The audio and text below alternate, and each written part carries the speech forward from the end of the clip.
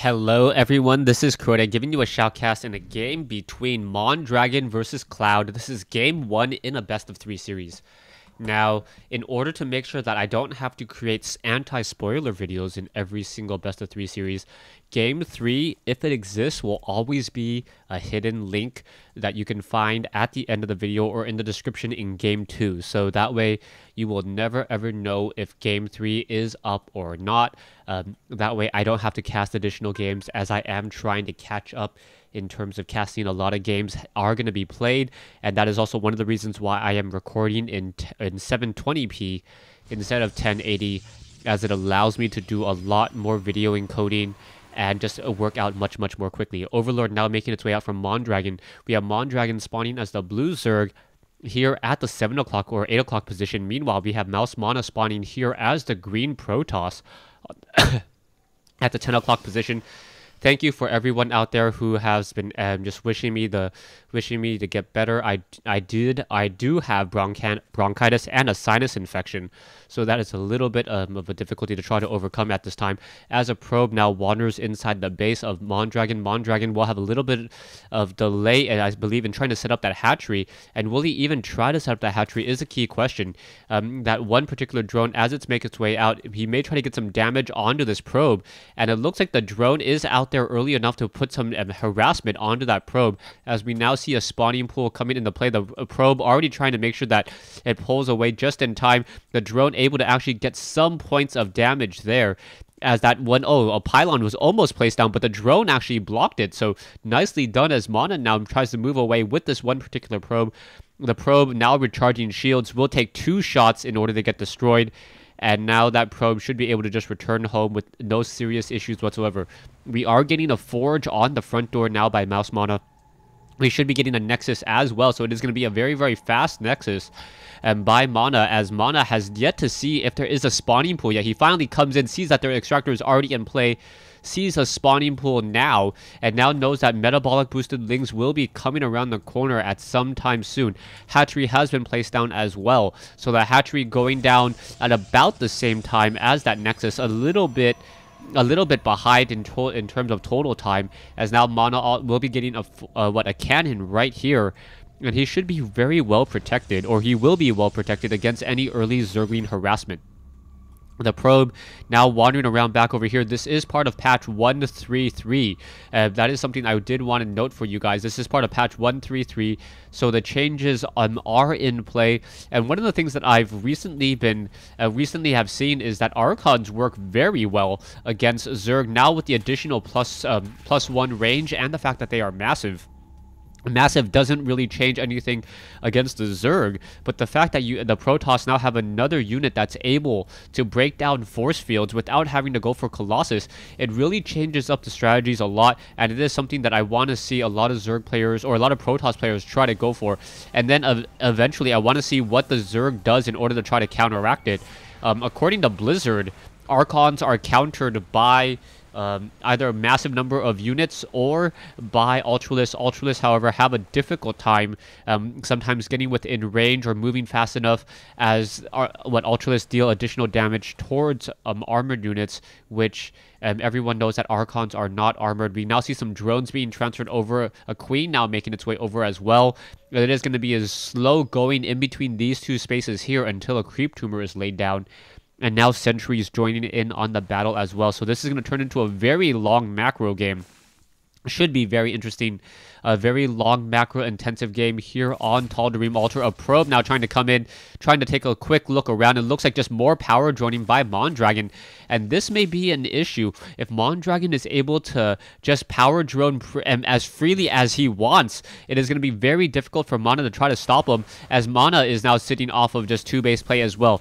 Taking a look at the total harvester count, 34 compared to 26, and 28 now. So the double probes definitely helping Mana there, as I do not see any really telltale strategy on Mana being able to put any pressure forth. There is double gas in play at the main base, but that is essentially it, as MonDragon now getting some spine crawlers and getting some natural base defense up. as quickly as possible. He's going to continue to power drone. Most likely, you can see more drones and more overlords being added to the army, trying to make sure that he doesn't become food locked or supply locked. And I'll also going into a roach warren as well, and placing down some creep tumors.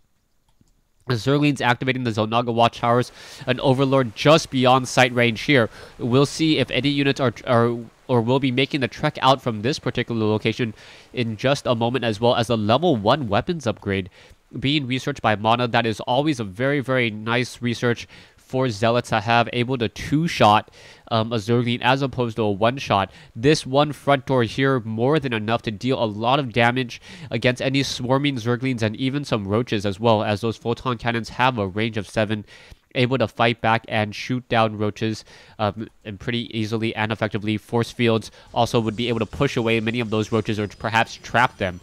We are going into tunneling claws with MonDragon researching burrow and tunneling claws.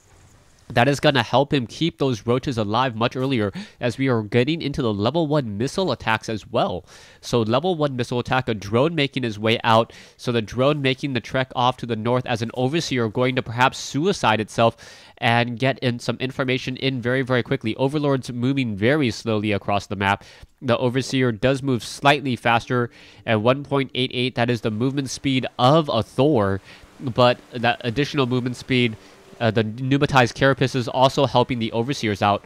That will allow the overseer perhaps to be able to suicide its way in and get some information. That is a lot of sentries by Mana. And with that many sentries, what are we going to have? Oh, a contamination. Or, yeah, contamination onto the weapons upgrade, onto the forge. But that is not going to do anything at all, as there was nothing really being researched from there at that time. Perhaps if you actually wanted to try to double or triple overseers and keep that lock on there, perhaps that would work out, as we now see a large army of sentries and zealots making their way out. A photon cannon being forced to get destroyed as those stalkers were unable to move away. One low hit point overseer now pulling it back once more. We are going to be getting some creep tumors down over here, and a lot of roaches as well. So the roaches will be playing whack-a-mole against those Protoss units, as stalkers, sentries, and zealots now make the trek up. And perhaps I'm going to be putting a lot of pressure. MonDragon already getting a lot of roaches, 8 roaches, and with so many creep tumors down, it doesn't matter that MonDragon doesn't have the Glio reconstitution yet. He should be able to have decent movement speed just because of the creep tumors, and we don't see any overseers, or sorry, observers yet. Mana getting that second pylon into play now, and warping in additional stalkers as well. Army-wise, you can see how much larger Mana is at a total of, what, 2,300 versus 2,000 at this point. But you can also see the 11 roaches being queued up, and that is just perfect timing. Mana, by the time he tries to engage here, he should be up against a very large number of roaches. But we have a large number of roaches also moving around the far side as well. They were able to sneak by, and they look to perhaps deal some damage and put some pressure as well back over here. If they're able to push in as a level 2 weapons upgrade, the timing on that is just about to complete.